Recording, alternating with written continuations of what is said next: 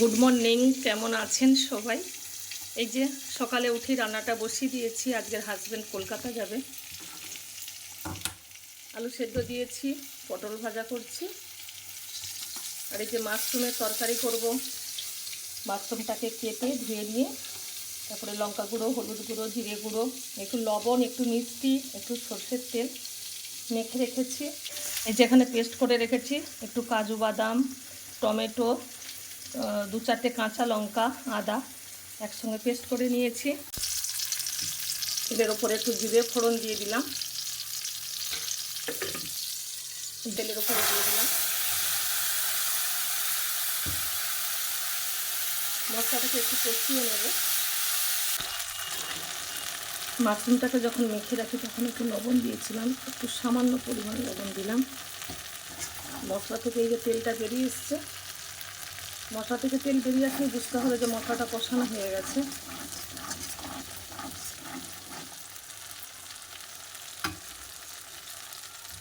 ওপর থেকে মাশরুমটা দিয়ে দেবো।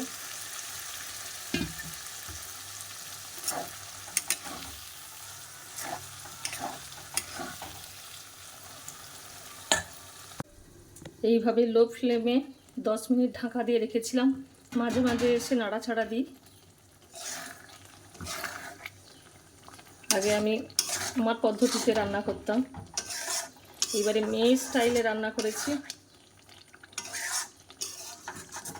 এই কয়েকদিন আগে মেয়ের জন্মদিনে ও রান্না করেছিল, খুব টেস্টি হয়েছিল। এবারে দেখি আমি কেমন বানিয়েছি, খেয়ে দেখব। কালারটা কিন্তু খুব সুন্দর এসেছে। একটু ঢাকা দিয়ে দিই, আস্তে আস্তে হোক। এই তো মন্দিরে যাচ্ছি, আজকে মন্দিরে সৎসঙ্গ আছে 7টা থেকে, এখন 6:30 বাজে।